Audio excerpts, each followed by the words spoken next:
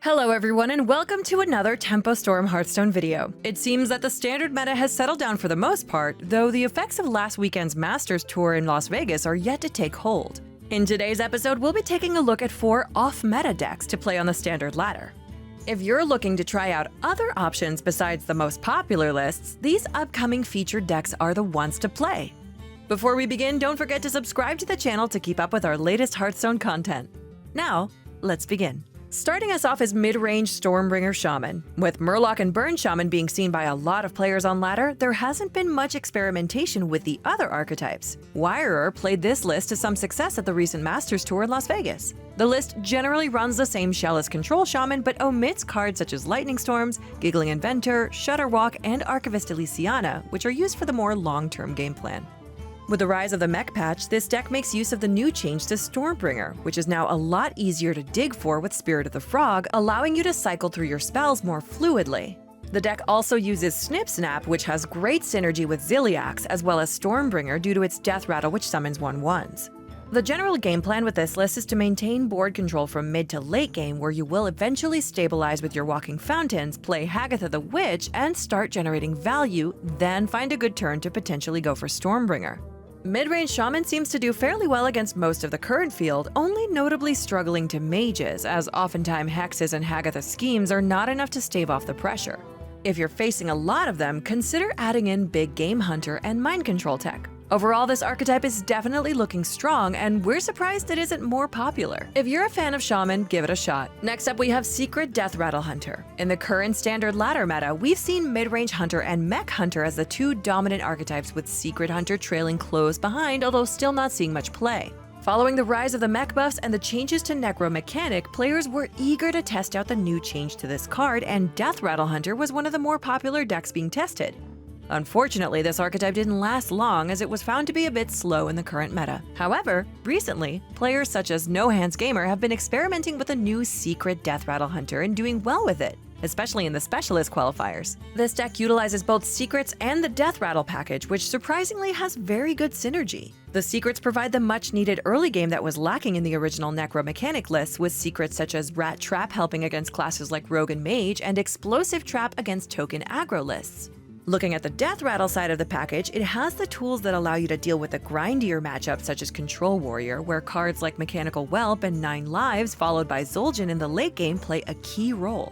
Having your Deathrattle minions on board such as Ursatron, Spider Bomb, or Mechanical Whelp coupled with Necromechanic and Firework tech can generate a ton of value and massive swing turns and ultimately close the game out. This Secret Deathrattle archetype seems to be in a good spot at the moment, and with more fine-tuning might end up seeing more play in the standard meta. Third on our list is Mech Combo Priest.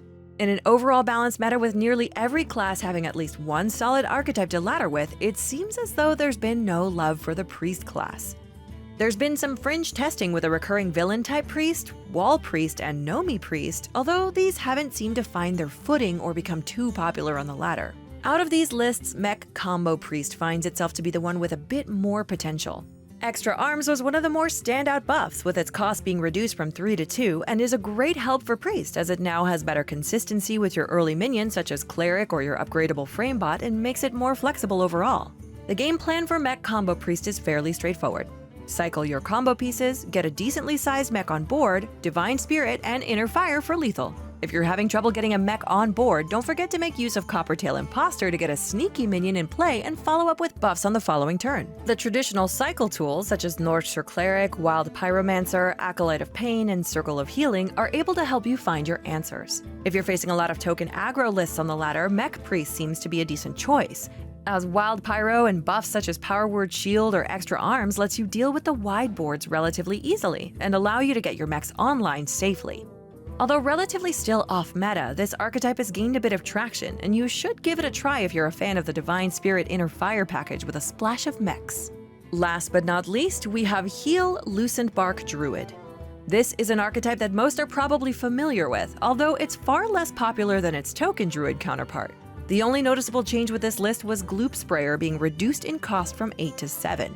The goal with this deck still remains the same: maintain board control with your early tools and get to your Lucentbark, which is the powerhouse. Ideally, you want to draw lucentbark from Geppetto Joybuzz and play it immediately with Faceless Manipulator, followed up by Gloop Sprayer on the following turn. If you know your opponent might have silence removal for your lucentbark, it's best to play it when you have Phlebitynous Floop in hand so you can follow it up on the next turn with the lucentbark copy and then play Faceless Manipulator. Looking at some matchups, lucentbark Druid has a positive win rate against Bomb Warrior but struggles against rogues, shamans, and mages. If you're facing a lot of mage, you can add in double Big Game Hunter, Mind Control Tax, and Tinkmaster Overspark. Granted, you can dodge some of these unfavorable matchups or plan to tech against them. This list is still a great option if you want to play a Druid but want a break from the popular token archetype. We hope you enjoyed this overview of 4 off-meta decks for the Standard ladder. What other lists have you been trying out on the ladder? If you'd like us to discuss other off-meta lists or cover them in more depth in a potential deck spotlight series, let us know in the comments below. Don't forget to like the video and subscribe to the channel to keep up with all of our future Hearthstone content. Until next time!